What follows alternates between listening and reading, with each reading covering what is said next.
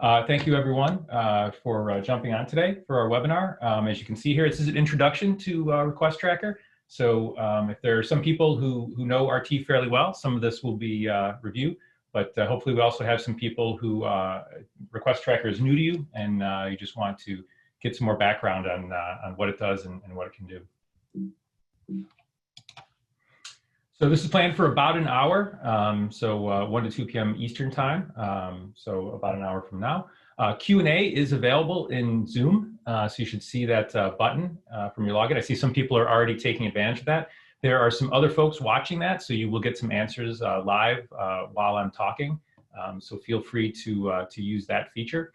And we are recording this as well, so we're going to look at ways to make this available. So obviously, take notes, do whatever you need to do, but we are going to try to make some version of this available afterwards, so that if you want to maybe show it to some other people or something like that. My name is Jim Brandt. I run product and engineering for Request Tracker, so I'll be doing all of the demos today.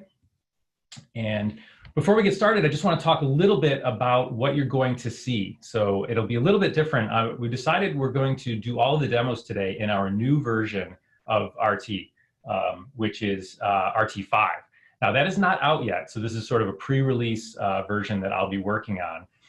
Now if you use an RT right now, a current user, and it looks something like this, that's okay. It's the same RT. This is 4.4. Everything that I showed today, you can also do in RT 4.4. I'm not going to use any new features. There's nothing that you don't have available. It will look different though, because the theme is different, and that's one of the updates that we've made. So everything, if you see anything interesting today and you're running this version, you can go do it, you can go try it, and everything should work fine. But like I said, this does give you everyone sort of a preview of what RT5 is going to look like. Version 5 is scheduled to be available this summer. And RT 4.4, or really any previous version of RT, you can upgrade to 5 once it's out. We have clean upgrade paths for all of our previous versions, going way back into the RT3 era. So we always have clean, smooth ways to upgrade. It brings forward all of your tickets. It brings forward all your configurations and everything. So you certainly won't lose anything if you are on 4.4, or if you decide to install and set up 4.4 today. You can upgrade to 5 once it's out, and you'll see exactly what you're going to see today. But I just wanted to cover that just so that people who are familiar with RT aren't confused about what they're looking at. It is the new version. So what, in a nutshell, is RT? What's it for? And really the basic thing that we use it for is tracking tasks, which is what most of us need every day, just in our workday, to figure out what it is that we should be working on. So there's simple ways that you can do that, like a notebook. Still a good way. I still use notebooks sometimes to track tasks. So that could be one way to keep track of the things that you want to do, the things that are on your list for the day. The scope of your job, you have to do this, and this can be a good way to keep track of that stuff. We know also, though, that we get tasks not just from ourselves, not just the lists that we create, but there's tasks that we get from other people, right? And many times, either there's a boss, or there's a customer, or there's somebody else who's saying, hey, could you do this thing for me? So there's another source of tasks, of requests, of things that can come in. And we're sort of faced with the challenge of now that we have not only our own tasks, but all these other tasks that might be coming from inside the organization, they might be coming from customers. How do we keep track of all this stuff? Not only just what we're doing, but what everybody else is doing, because we want to make sure that we're not working on sort of the same tasks that somebody else is working on. And then what's the most important thing? I have this long list of tasks, and I need to figure out the top one, the one that is most important for me to put my time on. And again, what everyone else is doing. So there's lots of different approaches to this. The sticky note, great invention. They're a nice form factor. They can fit typically one task on the size of a sticky note. Sometimes you can squeeze more on there, but it's nice if you put just one on there. And this can be really useful. They can decorate your wall, as in this picture. Sometimes I've seen people with them all the way around their monitors as sort of a way for them to remember things. So that can be effective, but there are some ways that it doesn't work great. One is obviously that other people can't work on your sticky note process. I guess they could swing by your desk and write a sticky note and try to put it into your system. but that can be a little bit tougher now. Many people are working from home now.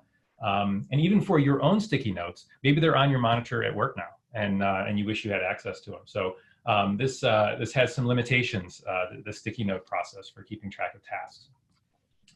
Another way that many requests and tasks come in is through email. And people often use their email clients as a way to track their tasks. Again, this is really simple and useful. Everyone's got it available to them, but there's some limitations. There's some ways that it starts to break down where you want to keep track of things like priority. Your inbox can fill up. There can just be so many emails in there that you kind of don't know what to tackle next. And then you get into cases where there are special email addresses where you might work in a group, part of an organization, where there's like a help@example.com type email address. And we've seen many, many cases where we work with customers who for a long time would work out of a shared inbox. So you have multiple people who are able to log in through their email client to the same inbox, and then they have some sort of process that they work out where, you know, each email that comes in, the next person just takes that email. That process works kind of until it doesn't, until the volume of emails gets to be too much so that it's really hard to find out who's tracking what, until there's more people working in that shared inbox than can coordinate with each other. So maybe 2-3 people, you can kind of keep track like, hey, did you take that one? Or can you take that one? But if you start to get a larger group, that can become very challenging, and it becomes harder to figure out who's going to respond to which email. So for all of these reasons, Request Tracker was created to basically track requests, track all of these tasks that come in. And it does so in a centralized web-based system. So web-based, it's basically accessible, you know, from anywhere in the world that you can get to it from a computer. And it's all in one spot. So your group and other groups who might be working in the same system, management, all sorts of people can see what's going on in one centralized view and get all of the information that they need. Now, the word that we use to describe this, if this ticketing systems are new to you, is a ticket. And a ticket is basically a task. It's basically that email from the inbox. It's the Post-it note. But that's just the word that we use to describe that. And it contains all the details of whatever that task is, whatever that request is. It can also track things like roles, for example, who asked for it, who's going to work on it right now, and even other roles that we've added that we'll show as we go forward. And there can be all sorts of other information in there that the tickets can track, and we'll go through that. The nice thing about Request Tracker and the way that it works is if you set this up for your group, whatever your group is, your users, the people on the other end, can still completely interact with the system via email. They may not even know that there's a ticketing system on the other end. When you reply to them, it goes out in an email, it shows up in their inbox. They can open it, read it, and then just click reply. And when they reply, that email goes right back into RT. So for end users, it's transparent. They can continue to interface with it via email, but you have the system on the other end that gives you all of these advantages over working in your inbox. You can also still get email yourself as a record of the things that you've done, but you can actually work and do all of your replies in RT. And there's all sorts of other stuff on there. Queues, which are different groups that you can assign to maybe different departments, different sets of users, different purposes. There's rights, so people only see what they should see, and we'll see that as we go through, and all sorts of other configurations to help you out there. So let's get started. Let's take a look at RT. So here's a view. So this is RT5, for those of you who have not seen it yet. Again, 4 looks like the shot that I showed before. For those of you who know RT, this should look very familiar in the sense of the types of things, but obviously the theme is very different. Now, as I go through, I'm going to be working as a couple of different users. So the spot to look for is right up here in the menu. It'll say logged in as some user. So as I flip around, if you look up here, you'll be able to track sort of which user I am. So this first user that I'm logged in as is root. So root is the super user. Root sees everything. So this is the one that we'll use to sort of just see everything that we want to see and get a full view of everything on the system. And then I'll flip around to different browsers as we need different users and we show some different things. So the first thing I want to do is just show a basic interaction for, if you think about like the email example, how that would work, but how it would work if you're working in RT. So often it will start off with an end user. And again, they could just send email, but for purposes of showing in this, I'm going to show this through what we call our self-service interface. So you can actually expose this to end users and they see just a limited view of RT and it allows them to create tickets this way. But any of these cases that I'm showing, a user could literally just send an email to an address like help@example.com or support@example.com, and that will also open a ticket. So we have a user in here, user one. So we're just going to log in as that user. And this is the self-service interface, very limited sort of interface to just basically allow people to create tickets and then see the tickets that they have. So right now there's no open tickets for our user one. You can see up here, user one. So what I'm going to do is create a new ticket for this user and say we have a request like, how do I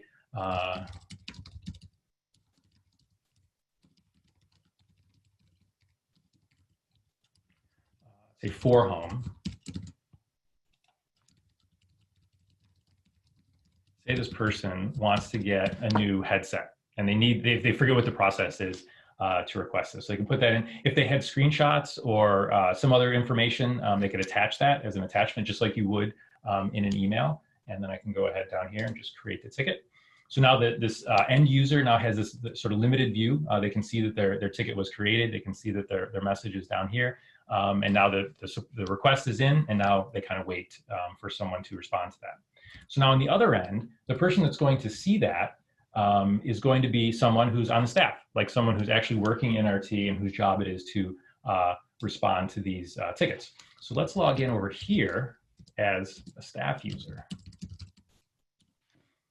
this is our staff user. You can see they see a different view. This is much closer to the user that we had for our root user. But you can see there's a couple things right off the bat that the staff user does not see that our root user sees. So let's jump back. See, our root user, just for example, sees that there's actually 3 queues in the system. Again, a queue just being a group of tickets that are for a particular purpose. So this is our support queue. This is maybe internal tasks. So there's a tasks queue, and then requests might be, some other set of tickets that are different from support for some reason. So root can see all of these things as the super user. But if we go back to staff, we can see staff only sees support because this is the only queue that the staff user works in and needs to be concerned with as far as tickets go. So there's all sorts of other things you can do like that in RT. They're all based on rights and configuration so that really each user sees the most important things for them to see. So logged in as our staff user, this is their homepage, and you can see there's a section down here that says 10 newest unowned tickets.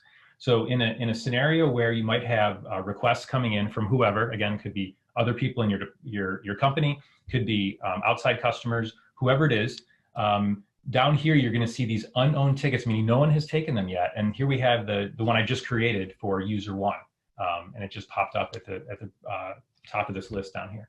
So typically, if you have a group, maybe I'm in the group that who's on duty right now to sort of watch this, we're going to watch as these new tickets come in and then make a decision whether we want to take this one or not and work on it. So say all of these tickets up here, which are the ones I already own, say they're all waiting for some reason right now. So I look down, I see this came in, and I say, you know what, this is the next one on the list. I can click this button right here and just say, I'm going to take that ticket. So now I've been able to signal to everyone else in my group that this one is taken and I'm handling it. And this prevents everybody from working on the same ticket at the same time. Now, the way that it does that is you can see up here, it says owner changed from nobody, because nobody had it before, to staff one. So I am the owner now as staff one. You can see in the people section down here, that's reflected right here. So again, anyone else in my group now who goes and looks at this, they're gonna say, oh, staff one already has it, so I'm not gonna work on this, I'm gonna go look at another ticket. So already we've gotten some benefit that's a little bit hard to reflect if you're in a shared inbox. Like you can't really reflect the fact that someone's got it. So we've got the owner set to me, and everyone's clear that they don't have to work on it. And if I scroll down now, as I start to assess what I need to do here, I can see this message now. This is the message that came in from user one. So I can see everything that happened here. And again, this information up here, the fact that it came in from user one and this extra information here, this would look exactly the same if they sent an email versus creating it in the web interface like I did.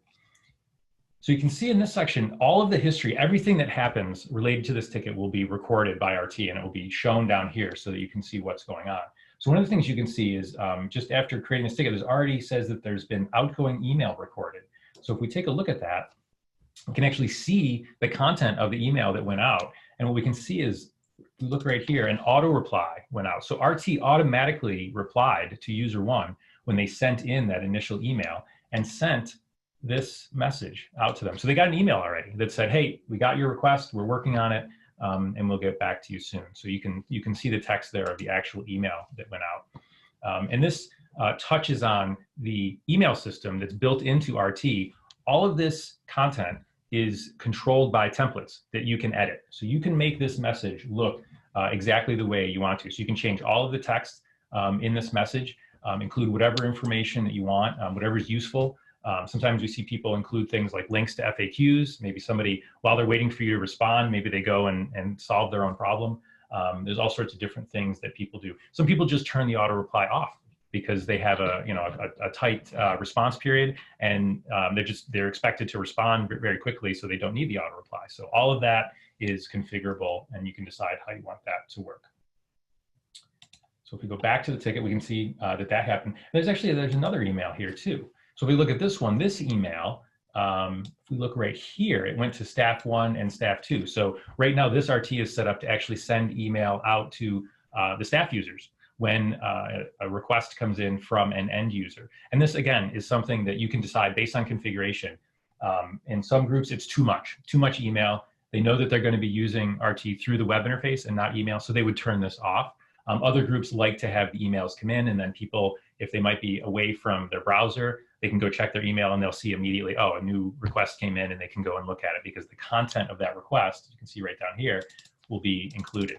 And you'll see here too, RT automatically sends out a text version and an HTML version of the email requests that came in. So if your user agent, your email program can show the HTML, you'll see a nice HTML version of that. So that's some stuff that RT did automatically for us when that initial request came in. And it's also recorded the fact that I took it, right? I clicked that button and I took the request and set owner to myself.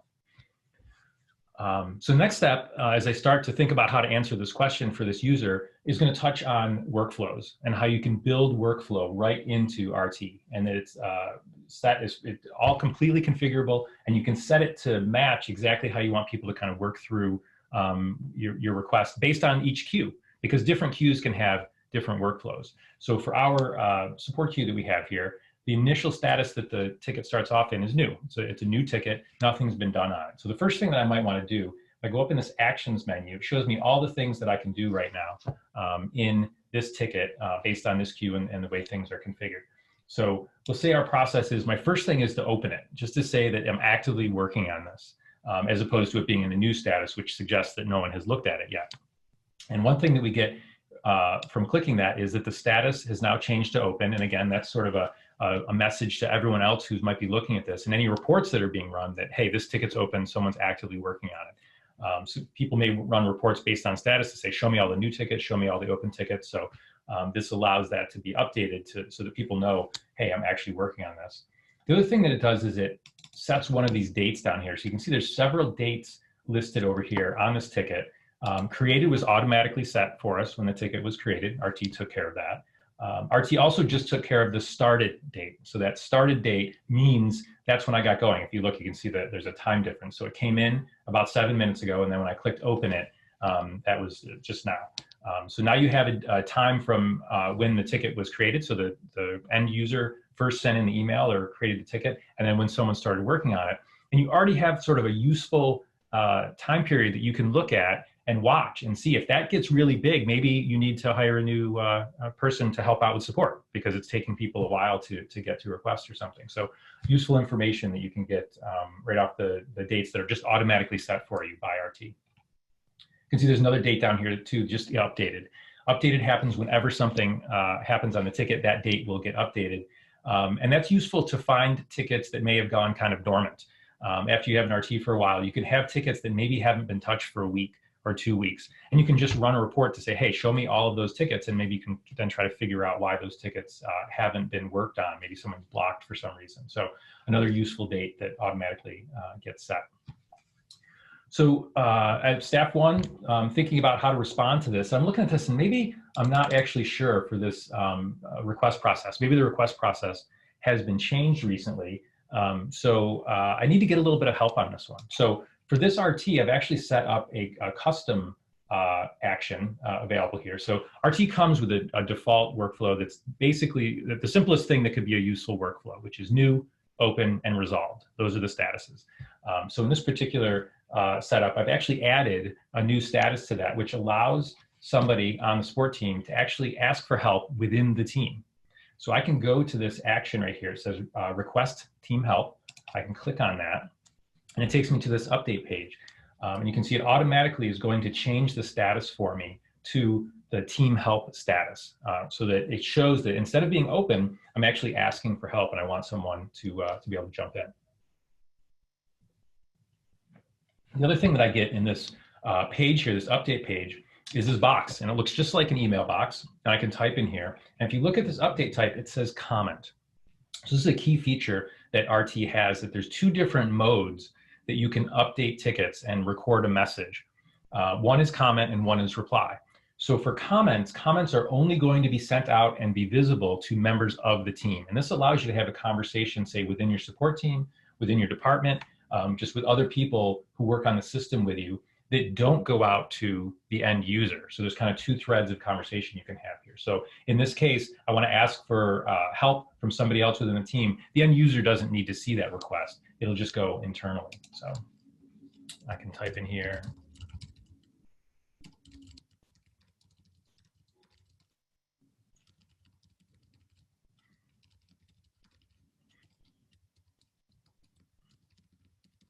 So someone point me to the process for requesting a headset. Let's make that a question. So I've typed that in, and down at the bottom here, RT is going to show me who's going to get that email, because what's going to happen is not only is this update going to get posted to the ticket in the history, which we already saw, this is actually going to send email out. And in this case, it's going to send out email to everyone in my team, which is just one other person at this point, staff 2. But if there are a bunch of people in the team, they would all get that email. They'll also be able to see it in RT itself if they just look at the ticket. So I can put that in. We have a comment status, so I can update. So there we go. So now I'm kind of blocked on this because I'm waiting for someone else on the team to help me out. So let's log out of there, and let's log in as staff 2, and they're going to try to help out our staff 1 user. So staff 2 gets logged in, and down at the bottom here, staff 2 has the same sections that staff 1 has. So they have their own tickets that they own up at the top. They can also see this incoming list of the unknown tickets. So as staff 2, maybe I'm going to grab one of those next. But I have another section down here. This is a custom search that I've built. We'll look at one of those later to show how you would actually do this.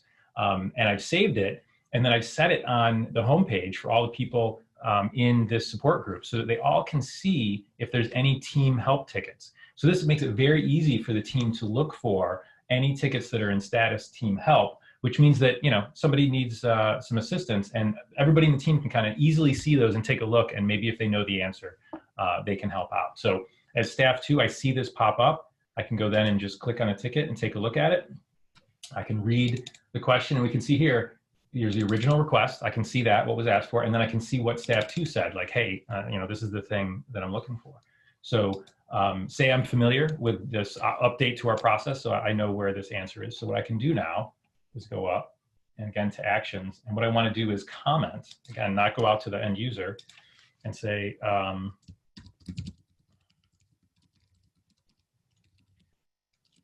take a look at this article. So what's an article? So articles in RT are the internal knowledge base system that you can use to track all sorts of information that can be useful, like especially repeatable things like this, like, hey, how do I request new IT equipment? Maybe this is a common sort of process. So what I can do is, if I know that that article exists up this article section, maybe I can find it, and I can just grab the link to that. Come over here and I'll say, hey, take a look at this article. And that's the answer to this person's question, right? So this is going to be a comment. And then what I could do is also potentially change the status back to open, because I think I've helped this person. So it shouldn't be in team help anymore. So we'll update that.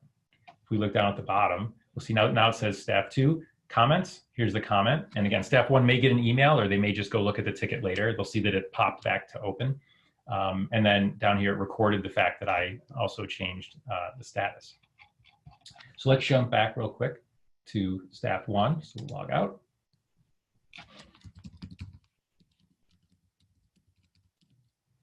Now we're back in as staff 1, and we can see our ticket has popped back up. But if we look down at the bottom, it's not here anymore, right? Because the staff 2 changed that status for us and put it back to open. So now nobody on the team needs help. But if I come back up here, it's open. I can click back on that and I can see his response. Oh, great. Okay, that's what I needed to know.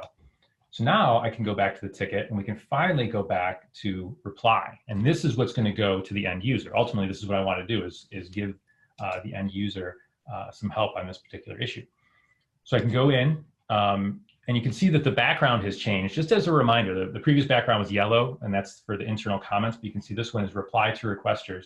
And it's a sort of a reddish color, just as a reminder, like, hey, this is going to go out to an end user. And we can actually see down here, user 1 is shown as well. So we have a good reminder that this is going to go out to the end user. Now I could go to that article that staff 2 linked me to. I could cut and paste it, put it in here, and send that out. But if you look here, there's a section, include article. And if I go there, there's a drop down. And this has this set of articles with basically FAQs, frequently asked questions, with boilerplate type answers. So I can just select this and it populates that answer right into the response that I have. But it hasn't sent it yet, which is actually nice because I can go in now and personalize this a little bit. I can say, hi, user 1. And then there's the answer. And then I can do something like at the bottom, I can say, you know, let us know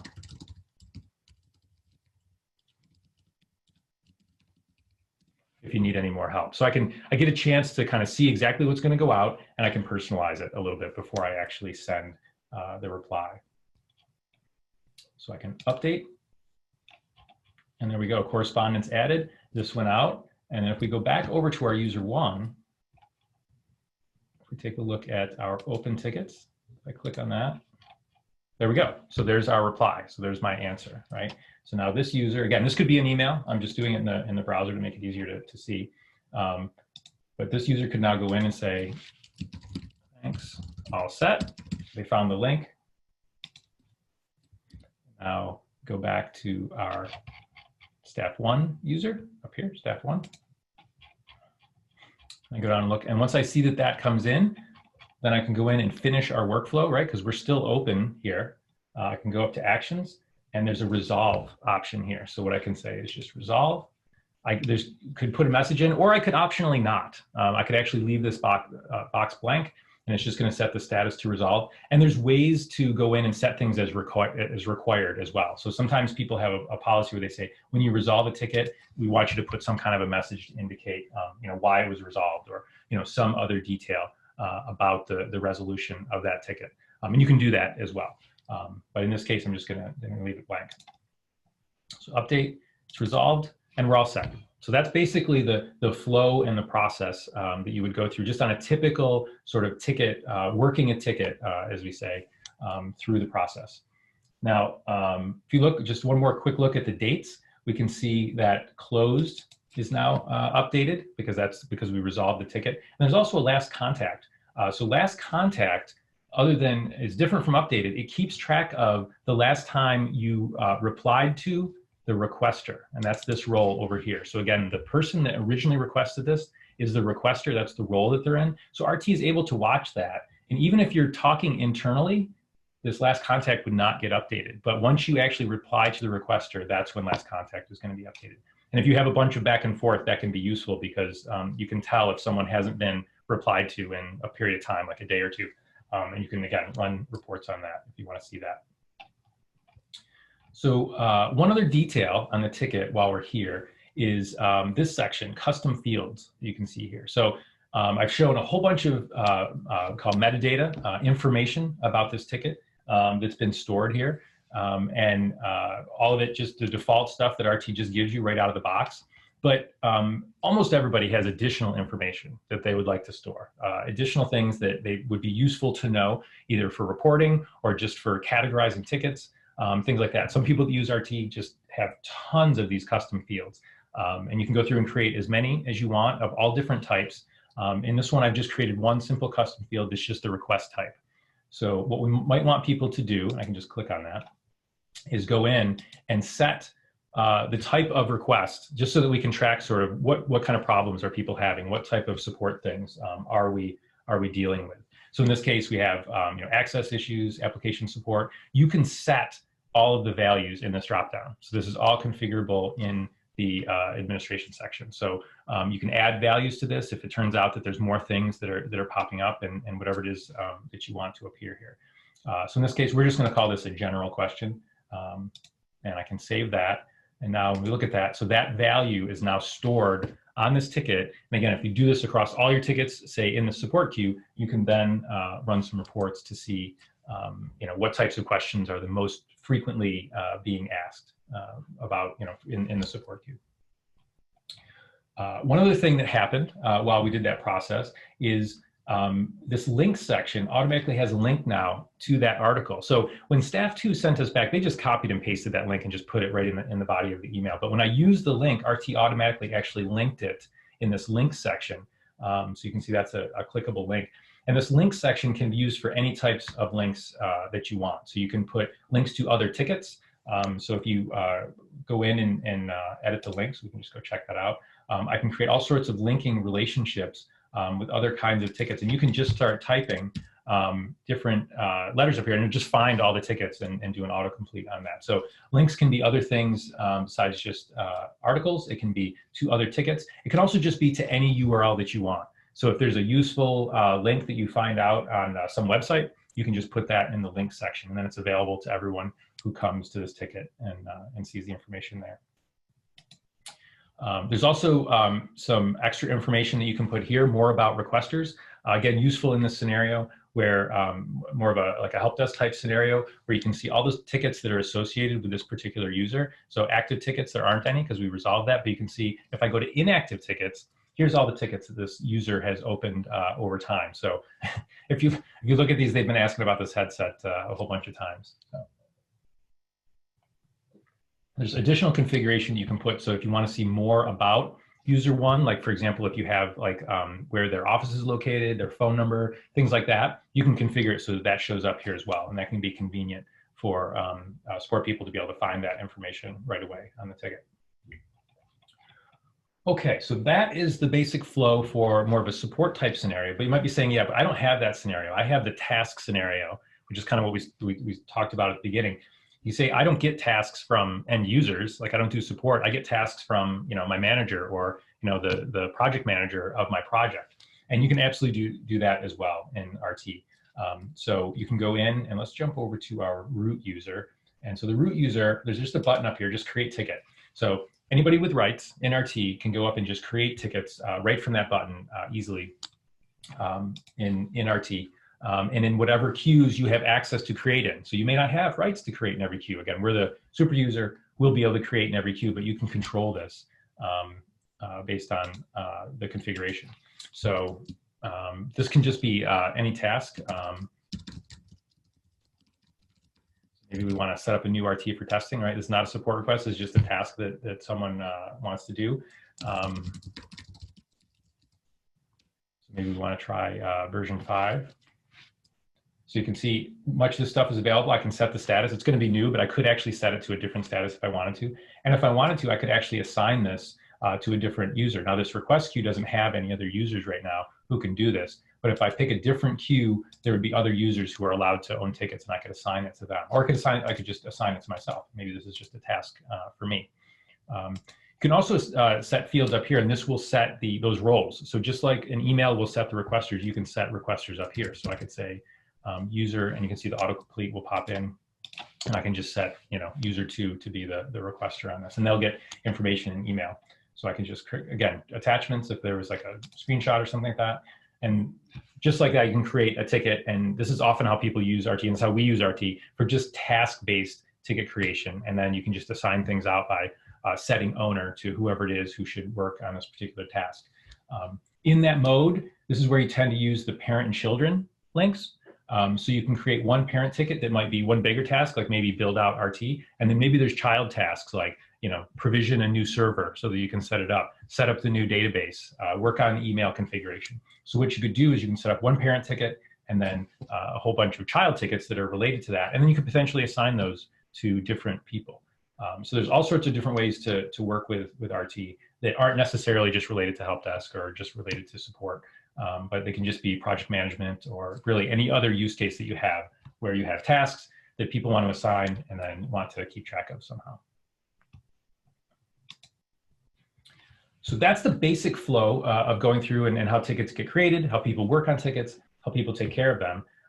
But then you might think, well, what if you want to look back and figure out, what it is that we've been working on, right? So at the end of the day, or the week, or the month, or the year, you might want to go in and say, what did we get done? What did we work on? Who worked on what? So we can do that right now by going in and taking a look at some of the reporting features that we have. So if I go into search, tickets, new search, that takes me into our query builder page. And this is where really, this is the heart of kind of all the reporting that you might want to do in RT. It allows you to select and query on all of the different metadata, all the stuff we just talked about that's on tickets to try to get some information about what's going on in your RT.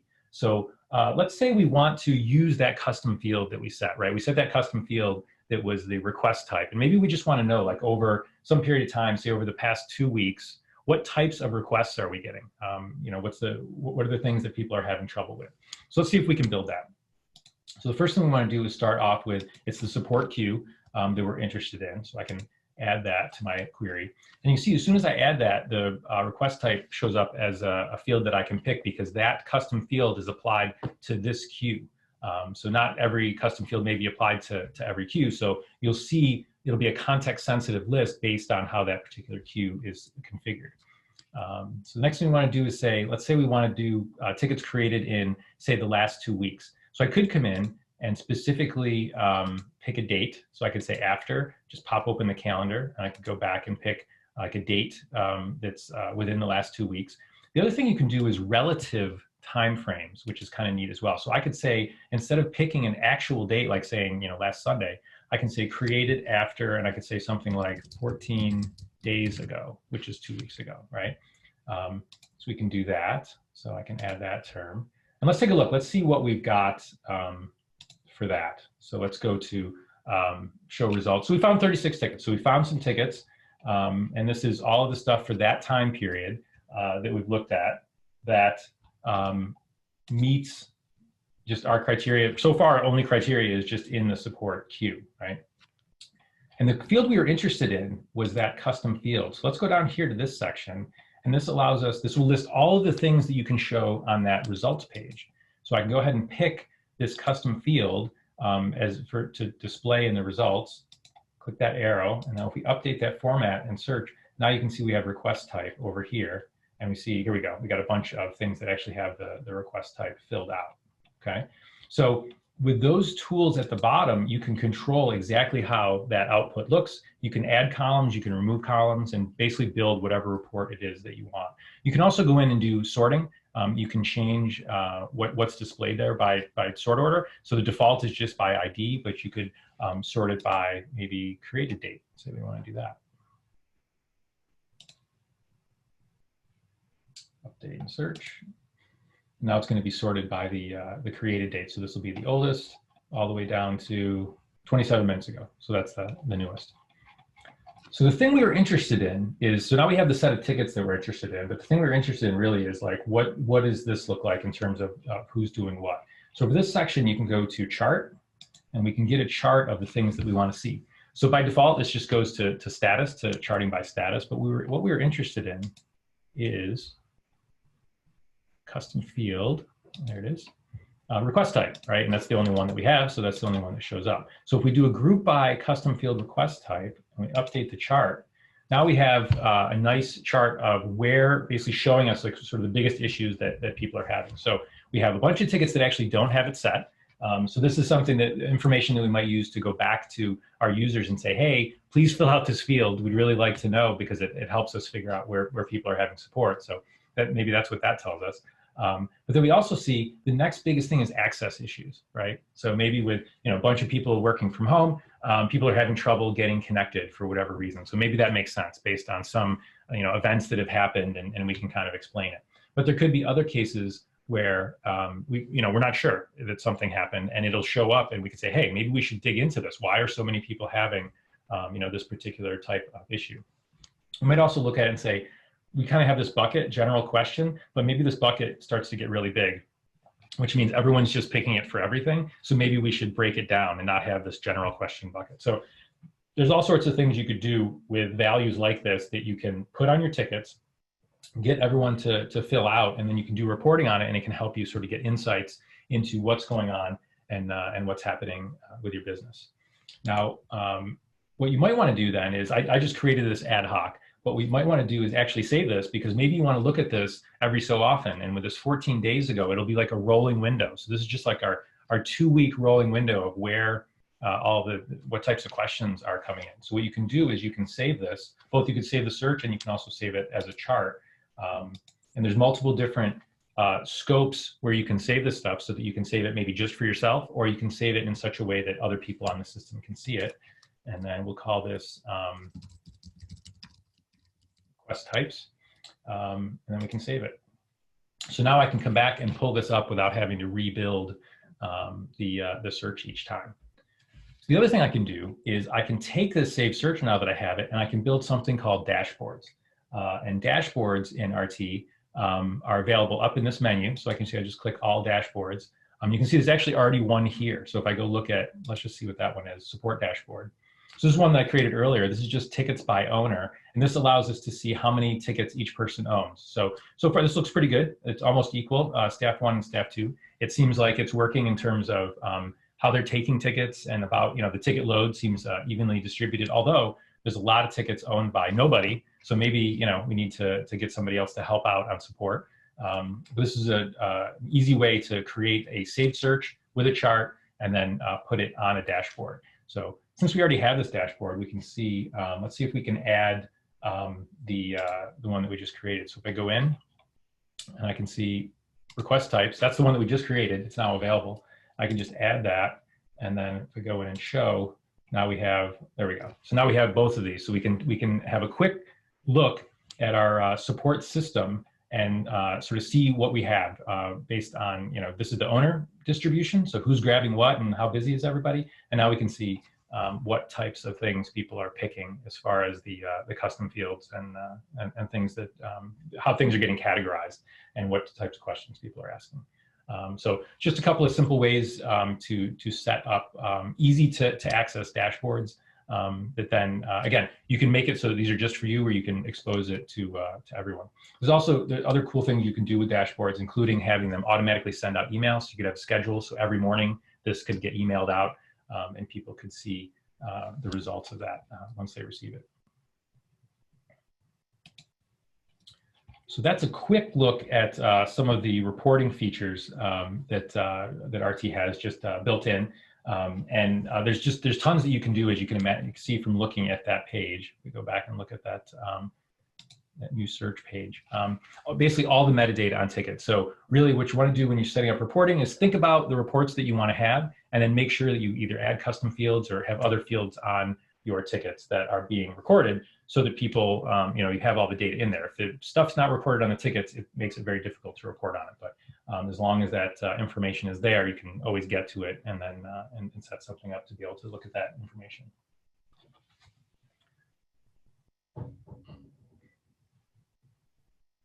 All right, so we got a couple of questions coming in from Q&A, and I think we'll take a quick look at some of those and get some answers out to some of those Q&A questions. One of them in general is about RTIR, which we have not mentioned. So RTIR stands for Request Tracker for Incident Response. It is an extension that we have, a pretty detailed and large extension that works with RT. And our plan is, in terms of the release of RT5, we plan to release them at the same time. So there should be a new version of RTIR that's available at the same time that RT5 is available. So we are working on that. And so for folks that are looking for RTIR, that will be released then. Let's see, other Q&As we're looking at. We have a question about approvals. Yes, you can do approvals in RT. There is a system for that. I don't have them set up right now in this demo RT, but I can point you to where that is in our documentation. So if you go to, we have a whole documentation site. All of the documentation for RT is available online. It's also, if you have RT, it's also in your RT. You have it all there, but sometimes it's more convenient to be able to just go and look online. So if you go here, this user documentation section, there's a section right here on approvals, and this kind of walks you through the process of setting up an approval. And it does all sorts of things like creating linked tickets when an approval is requested. That linked approval ticket can then get assigned to a set of approvers that you set up. It can be one person or it can be a group of approvers, and then whoever goes in, they basically get two options, approve or deny, which then automatically messages back to the original user. If it's a deny, it'll resolve that ticket and say, sorry, your request was not approved. If it's approved, then that ticket is then released and it can continue forward. So in a nutshell, that's sort of how approvals work, and all the details are available here in the documentation. Another question we got is about SLAs. So SLAs, for folks who aren't familiar, is the service level agreements that you might have set up with some other entity. Like, so it could be, you could have an agreement with another organization, another group inside your organization that says, hey, you have to reply to these tickets respond to these tickets within a certain period of time. Or in the scenario that we had, you might have an end user and maybe you have to reply within 4 hours or 2 days or whatever the case is. And RT does have that feature built in as well. So the way that it works is, if we jump back over to our RT, one of the fields that we did not talk about in the dates section is this due date right here. So the way SLA works is you configure your SLAs, you can set that, and those can be based on the user that replies. You can have it triggered, like automatically set the SLA based on what comes in. That's how we do it for our support system. For example, there's different levels of support. Depending on their level of support, an SLA is picked. So you could have an SLA that's like a 4 hour, 1 day, 2 day, whatever the case is. So based on that SLA, RT will then automatically set this due date. Initially, when the ticket is created, it will get set, and then it'll show up, and then you can create a search that orders by due date so that the most due things come to the top. And then what you can also, when you reply back to that customer, RT then automatically unsets the due date, because typically for an SLA, when you reply back as the staff person, you've kind of done your part. And so it's sort of back on the user. Either you answered their question, or maybe you replied back with a question for them so that they could sort of send something back. So we'll unset it. When that user then replies back, it will then automatically get set again, because then the timer starts again for the person on the staff side to reply. So all of that happens automatically, and SLAs also can handle configurations for things like what we call business hours. So for example, if your SLA is 1 day or 2 days, if you're not a 24/7 shop, what that might mean is 8 business hour days, right? So it's 8 hours today, and then 8 hours tomorrow. It's not 24 hours. So you can set these business hours, which makes SLA smart enough so that if something comes in at 4 o'clock, say you close at 5, if it comes in at 4 o'clock on 1 day, it knows to then figure out the hours so that a full day would be 4 o'clock the next day, not sometime when you're actually closed. So you can configure all that into the SLA configuration, and including things like holidays as well. So again, we can jump back to the documentation. There's a page right here. This talks about the intro for the SLA configuration, where you can go in and start to get things set up. And you can see that there's the basics for like setting up, how many minutes, how much time for each of the different SLAs. And then you can see here how you basically set up this little structure that gives you all of the hours. So if you're not 24/7, you can set that up. And then holidays, or all that stuff that I just talked about is in here. And there's also more detailed documentation in this RT config section has a section on SLAs right here. So you can go in and look at that. So good question about SLAs. So all that stuff is available in RT as well. And like I said, basically it works around this just complete automation of the due date as things come in and out. So we got about 10 minutes, about 9 minutes, a couple more questions that came in. What about asset information? And I'm assuming asset information, I'll answer in the RT way. You might have noticed as this root user, there's this assets menu up here, and RT does have functionality that allows you to manage assets. And so what we define assets as is typically things like equipment that a company might own and manage, right? So IT assets would be like laptops and monitors and things like that.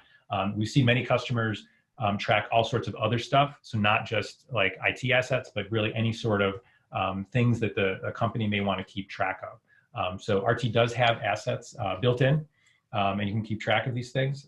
Root users should be able to go in and set something up. So it's very similar to a ticket. The blank box here is all of the custom fields that you set up. So typically what people do for assets is they'll have things like the number, the serial number for the asset, maybe details about it like color or whatever the identifying stuff is for that particular asset. If it's a laptop, maybe it's the model, things like that. So you can track all that stuff in custom fields on the asset. And then once you have assets set up, you can track tickets and create tickets that are linked to the assets. So typical example would be if you're managing your IT equipment in assets like a laptop, somebody asks for, say, a new power supply for their laptop because their old one is dying or it's not working right. You can create a linked ticket, and then the IT support person can work on the ticket to go get a new power supply. And then you have a record on that asset of the fact that on this date, a new power supply was ordered and that it was put through. And you can watch for, oh, maybe this laptop's getting old. We've done like, 4 repair requests on this or something like that. So there's all sorts of things that you can do when you track assets that way. So it's all built in to RT, and it's all available to you in default RT. If you don't use assets though, again, configuration, you can turn that off. As we noticed, if I jump over, no assets up here because right now it's not turned on and enabled for our staff users. So if assets is not something that you want to use, you can just hide it. But it is all there. It's all built in and ready to go. All right. So let's see if there's any more quick ones that we could do. Yeah, we've got one more quick one. Auto assignment. There's a question about auto assignment. So the flow that we went through basically involved a team sort of watching, right? Just kind of watching these tickets as they come in, watching the unknown tickets. We do have an extension, something called an extension, which is like an add-on to RT, and that it's called automatic assignment. That's actually the name. And what it does is it allows you to set up that you can pick from a couple of different methods of assigning, and as tickets come in, it will automatically set the owner. So I think one of the options is what we call round robin, which is just if you have a team of like 3 people, it'll do like staff 1, staff 2, staff 3, and then back to staff 1. So everybody just gets a ticket equally. There's another one that looks at everyone's list. So it kind of really, it does a, let's see, jump over to root. It looks for a report kind of like this. And when it looks, it says, oh, staff 1's got 8, staff 2 has a 1, and yeah, staff 2 only has 1. So it would give to the user who has the least number of tickets. So that's I forget what that one's called, but that's the other way. So there's a couple of different ways you can program it to do the automatic assignment. So it's an extension that you can set up. So we've got about 5 minutes left. I think there's some more Q&A. If people who had Q&A want to stay on after we finish, we'll try to answer your Q&A questions before we drop off. So if you do have one in there that I did not get to or that someone hasn't answered, if you just hang out, we will get to those there. So we jump back over here. Last couple of things before we finish up.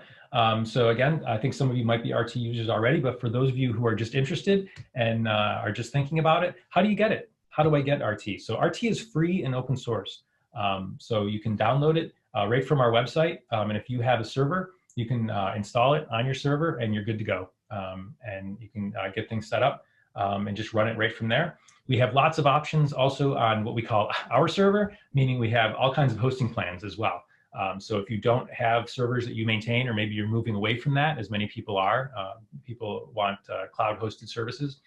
We have hosting plans where we take care of 100% of the management of the host, and then you just work through RT the way that you saw me working through today. You work through the web interface, set up all your configurations and things like that, and then we worry about things like backups and security updates and all that stuff that goes in with maintaining a host and maintaining a server. So all sorts of hosting plans. We're also in the AWS marketplace, Amazon. So if you go search for us in the marketplace, there's a way to set us up on AWS. there's a few options there as well. You'll just get charged in those cases, obviously, for the AWS instance. So when you set up the host, there's the billing that goes through there. For any of these options, we also provide support. So that's product support, and all of our product support people are also engineers. So if, for example, you're running on your own server, you can still get support with us, even if you completely set it up yourself. And we help with everything from, how do I set up a new queue, to we're having this issue on the server with, the database or RT, and, detailed sort of Linux questions and things like that. So we do have all sorts of support plans where we can help you with any of those questions and challenges that you might have. We also have all sorts of professional services where we do add-ons, we add new features, we write extensions, and we help with things like maybe you want to run it on your own server, but you need it installed quickly. We can do the install for you. We'll just log in remotely and install it. We also upgrade RTs, even really, really old RTs. So sometimes we get people who've been running RT for a very, very long time, and they're not sure if they can keep their data. Usually we can. We've upgraded RTs that are very, very old. So we can help with that and get you up to the newest version and allow you to keep all of the configuration and tickets and everything that you spent so many years building. So many, many different ways for you to get RT and set things up. Upcoming web training. So we usually do live in-person trainings, but obviously we've been looking at other options given the events in the world today. So we're looking at upcoming web training, which will be very similar to this format. Probably a little bit more interaction because it'll be a smaller group. But we do provide, public and private training for all levels, and this is what we're going to do. So we're currently planning the spring session, again, web-based, like I said, just like we did here, and we'll be publishing the details with dates and pricing soon. So for anybody who may have come to our trainings in the past, it'll be similar materials, similar topics, but we'll probably break it up a little bit. So for people who don't know, we typically used to do in-person trainings all over the world, and it would usually be a couple of days. 8 hours in a webinar is a little bit tough. So we're probably looking at breaking things up a little bit into smaller chunks to make it a little bit easier for folks to attend and sort of sit through it. But we are working on the details for that right now, and we hope to have information out fairly soon so that we're able to keep up our training schedule, but do it in a good, safe way that people can all participate in. So that look for that information soon. And finally, just a little bit of information about us. The company behind Request Tracker, we're called Best Practical. So that's our website if you want to go to that. You can always send us email at contact@bestpractical, and we'll get back to you if you have any questions from today or really anything else. This was really only an intro. There's 20 years of features built into Request Tracker. So there's just tons and tons of stuff that you can do that this really just is the tip of the iceberg. There's over 400 free extensions as well that add on all sorts of different behavior. I mentioned the automatic assignment is an extension, and there's just all sorts of other extensions that are available for it. As I mentioned at the beginning, 4.4 is available today. You can get it right now, download, get set up, and then RT5 this summer. And again, if you get set up today, it's an easy upgrade to 5.0, so you certainly won't miss out on anything, and there's no need to wait or delay. Because you'll be able to get upgraded. So we're right at 2 o'clock. Thanks everyone for joining. This was a really great turnout. We're very excited to see how many people signed up. And again, we hope to follow up with other types of online events. And again, I'm going to stop sharing here, but we will keep it open for a little bit just to catch the last couple of Q&As. So thanks again.